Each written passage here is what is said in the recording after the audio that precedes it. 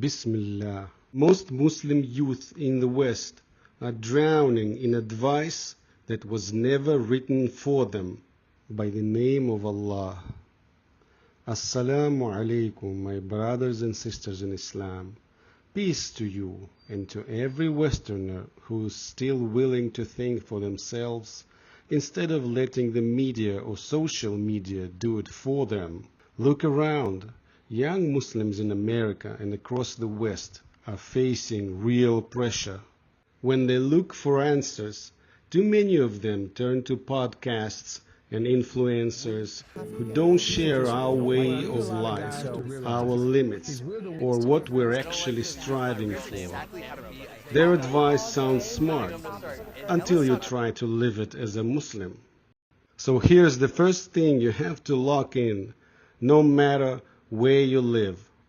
You already have a purpose, not the one you invent, not the one that culture sells you, the purpose for which you were created by the owner of the universes. Allah the Almighty says in the Holy Quran, وَمَا خَلَقْتُ الْجِنَّ وَالْإِنسَ إِلَّا لِيَعْبُدُونَ.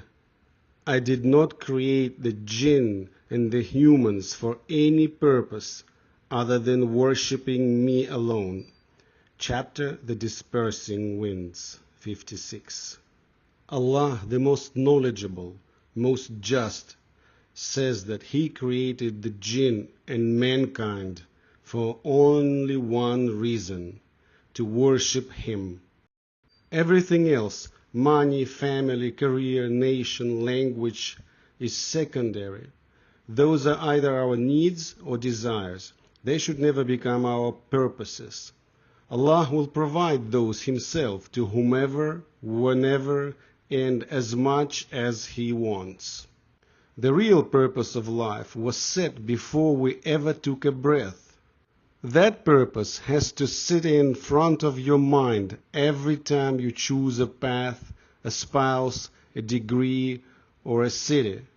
How faithfully you live it decides your reward in this life and far more importantly in the next. Because people don't really die. We just lose bodies because the test is over and we no longer need them. But the soul continues. So stop asking, what should my purpose of life be? Start asking, what is the purpose of my life? It was never yours to invent. It was already decided. Every step you take either moves you toward that purpose or away from it. Choose carefully. This is just the beginning. I'm going to keep speaking from the perspective of a Muslim immigrant who's lived in the West for decades, about everyday decisions young people are facing right now. I hope this becomes a real conversation. May Allah bless you all. Stay safe and stay kind and clear-headed.